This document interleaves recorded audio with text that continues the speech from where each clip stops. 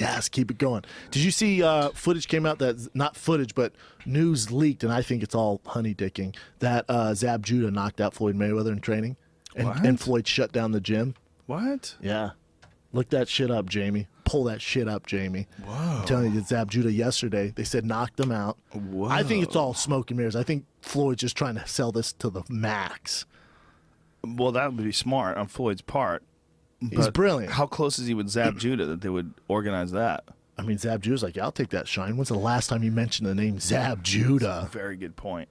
Word from inside the money team, Zab Judah knocked out Floyd Mayweather in sparring during a wild exchange where both boxers began to brawl. Apparently, Floyd kicked everyone out of the gym afterwards. More to come. A bomb on Floyd, if they really did have some crazy exchange, it's 100% possible that you could imagine a guy like Zab Judah at least knocking down Floyd. I'll tell you this. If he did get knocked out a week before the fight, and you're fighting Conor next Saturday, bueno. We going Sizzler. I might just fucking... No bueno. I'm the new president of Showtime, everybody. I like this. Same story kind of happened before the Pacquiao-Mayweather fight. And, well, maybe that happened. It said floored him. Flooring. Zab Judah denies flooring Mayweather during sparring as he prepares. Shit, maybe Zab Judah just whoops his ass in there, like your Uriah Faber style. He's probably so comfortable with being there with Floyd. He's boxed Floyd professionally as a fighter and as his training partner. True. Like, you get each other's patterns. You understand each other's patterns. Yeah.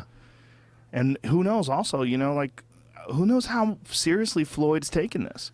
He needs the money for sure. That's the other thing is like rumors coming out. Like, again, these are all rumors. Have you seen the condition? Love rumors. Me too. I love the drama. I get so excited. Me too. I'm like, yes, yes. What else happened? Keep it coming. Come on.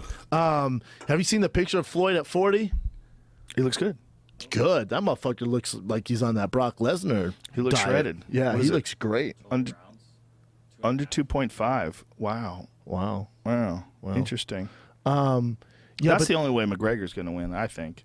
If it's under the 2.5? Oh, no, not under 2.5, but by stoppage. I think. Yeah, me too. 100%. I can't imagine him outboxing. No, Floyd. that ain't happening. You're living in a wrong fucking planet if you think he's going to outbox him unless for 12 he just rounds. mauls him. Unless he figures out a way to maul him, like he's Maidana doing there, style. like he's doing there with holding the back of the head and throwing punches. But that's after he's worn Paulie out. I think you're going to see. Right. I think you're going to see Conor using his footwork, still the distance, trying to still do what got him to the dance. He might.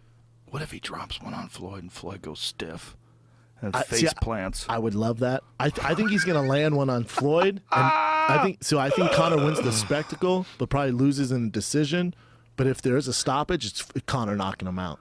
Well, we were talking today about them going to 8-ounce gloves and how significant that is. Official commission just granted it today. First of all, it shows you could just pull those commissioners aside and go, "What's these rules?" Good fucking luck. I don't care what kind of athlete you are.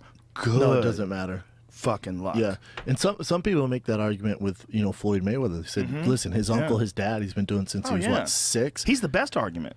The best argument. Yeah, the best argument. He never gets hit.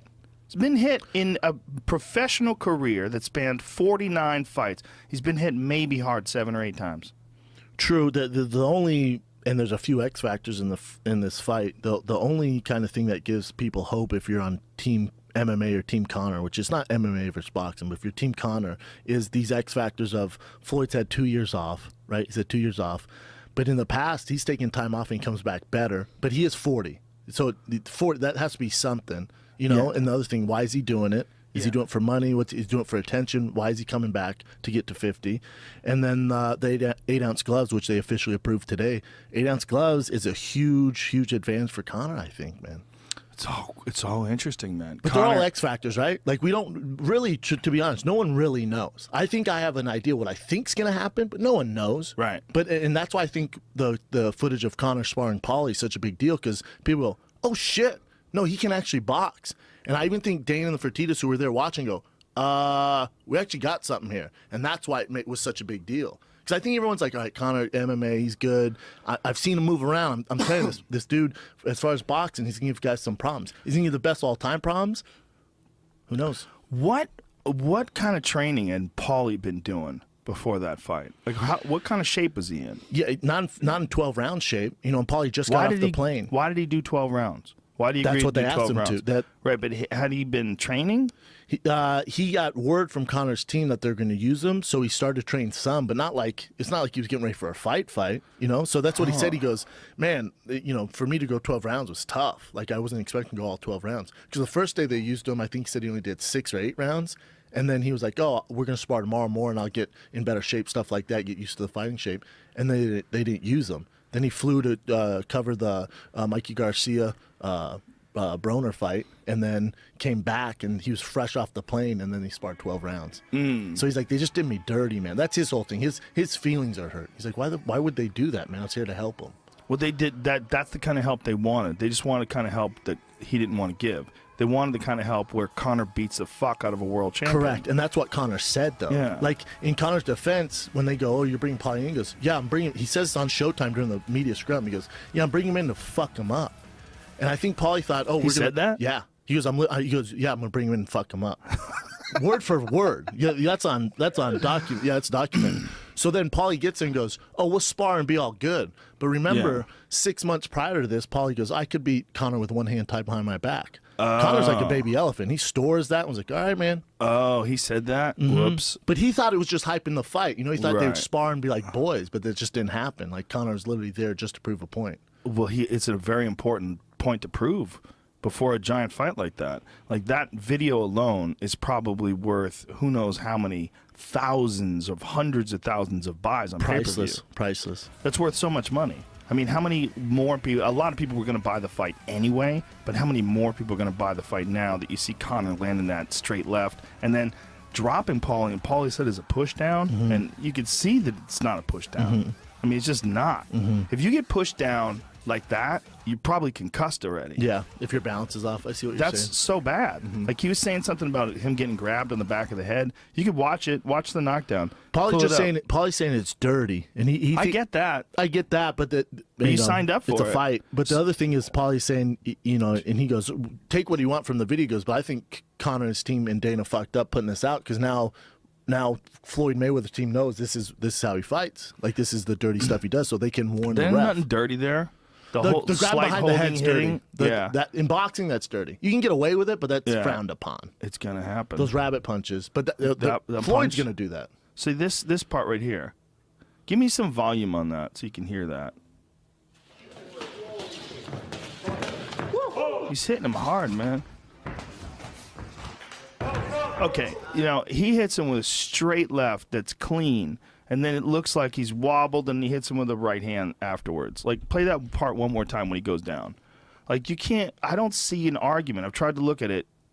Oh, a push down? I don't see it. I don't see it. This is the beginning part. And that's a legit ref, by the way. Yeah. Yeah, Joe Cortez. Super legit. Oh.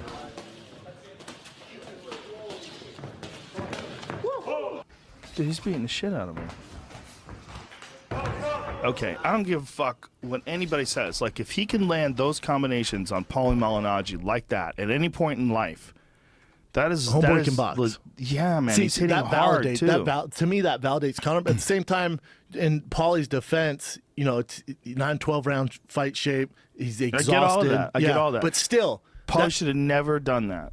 Yeah, he messed up. He must have underestimated him. You know, I had Andre Berto on my show, and he's supposed to help Conor out, and he's like, I ain't going up there.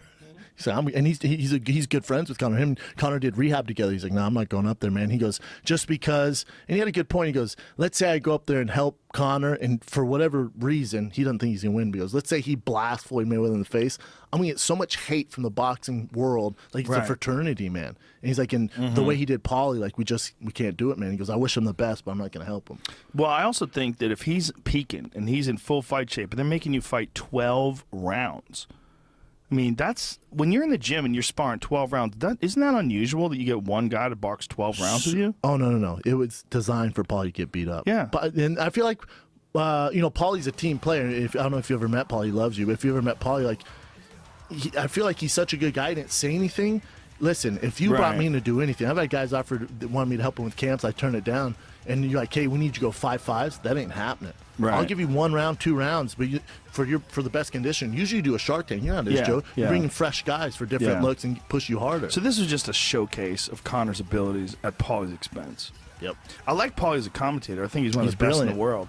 He's really, really good. He offers like real legitimate insight. He's really, really good. Do you think that he got rocked and doesn't remember how this went? Like, did you think that he maybe did think that he got pushed down?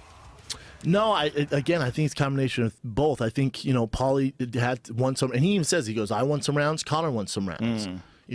I like to see it all, right? Me too, and the UFC said they're going to release it after the fight.